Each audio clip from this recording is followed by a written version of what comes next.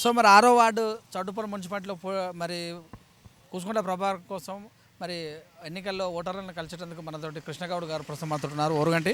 వారిని అడిగి తెలుసుకుందాం. చెప్పండి సార్, ఎలా ఉంది ప్రచారం? చాలా బాగుంది. ఇక్కడ మేము కుత్బుల్లాపూర్ నియోజకవర్గం నుండి కేపీ వివేకానంద గారి ఆధ్వర్యాన మరి ఈ ప్రాంతానికి మాకు కొంత ప్రాంతం ఇన్ఛార్జ్కి ఇచ్చిండ్రు. మేము లోకల్గా ఉన్నటువంటి మా కార్యకర్తలను తీసుకొని ఇంటింటికి మేము తిరిగి ప్రచారం చేయడం జరుగుతుంది.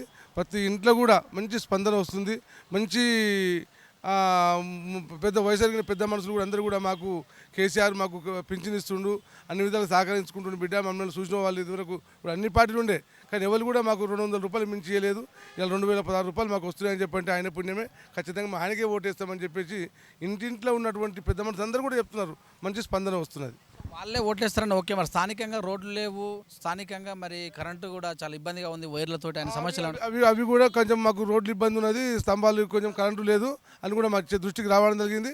ఇప్పుడు ఖచ్చితంగా మేము ఇక్కడ ఉన్నటువంటి లోకల్ నాయకత్వానికి చెప్పేసి ఖచ్చితంగా మా నాయకులతో ఆ పని కూడా చెప్పిస్తామని చెప్పి కూడా వాళ్ళకు హామీ ఇవ్వడం జరుగుతుంది. మరి మీరు ఇట్లా అంటారు, రాజగోపాల్ రెడ్డి 25,000 మెజార్టీతో గెలుస్తారని ప్రచారం కూడా జరుగుతుంది, దాన్ని ఏం చెప్తారు? రాజగోపాల్ రెడ్డి వాస్తవంగా చెప్పాలని చెప్పంటే 5 సంవత్సరాలకు ఒకసారి ఎమ్మెల్యే కావాలని చెప్పేసి ప్రజలు ఆ రోజుల్లో కూసుకుంటే ప్రభాకర్ రెడ్డిని కాదని చెప్పేసి బాధ్యత రాజగోపాల్ రెడ్డికి ఇచ్చిండు. రాజగోపాల్ రెడ్డి ప్రాంతానికి ఏం చేసిండు? మరి ఎలక్షన్ ఎందుకు రావాల్సి వచ్చింది? ఈ పూర్తిగా చేసుకోవచ్చు కదా, 5 సంవత్సరాలు పూర్తి చేసుకోవచ్చు కదా. ఇప్పుడే ఎలక్షన్ పోవాల్సిన అవసరం ఉన్నది ఏ కారణం చేత? అది ప్రజలు గమనిస్తూ ఉన్నారు. 25,000తో మెజార్టీతో గెలుస్తాడా, 25,000 లాస్ట్తో ఓడిపోతాడా అనేది రేపు 6వ తారీఖున తెలిసిపోతుంది. కేసీఆర్ మీ కూసుకుంట్ల జగదీశ్వర్ రెడ్డి మాకు నిధులు ఇవ్వలేదు, జగదీశ్వర్ రెడ్డి మినిస్టర్ నిధులు ఇవ్వలేదు, అందుకని నేను రాజీనామా చేస్తానని ఇస్తారన్నట్టుగా అని పబ్బం గడుపుకోనికి ఎవరైనా కానీ ప్రతిపక్షంలో ఉన్నప్పుడు అవతల మీద నీళ్ళే రాలేయడం అది సహజమే కదా వాళ్ళకు.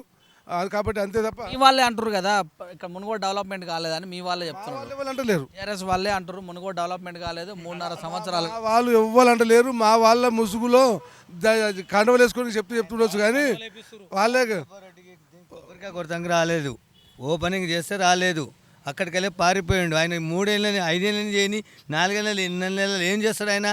ఒక్కనాడు ఇక్కడ ముఖం కనపడలేదు. ఎన్ని చేస్తాడు ఆయన? వచ్చి ఆయన వాస్తులకు ఆరణ్యకు పోకుండానే ఓటు కొట్టాడుతున్నాడు మళ్ళీ వచ్చిగా, అంతకన్నా ఏం లేదు. ప్రజలకు ఏం చెప్తారు మీరు?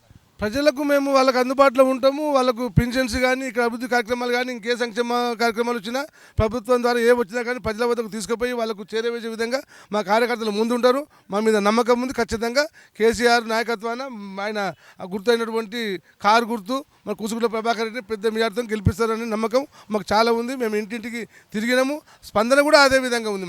మేము గ్యారంటీ చెప్తున్నాం అది.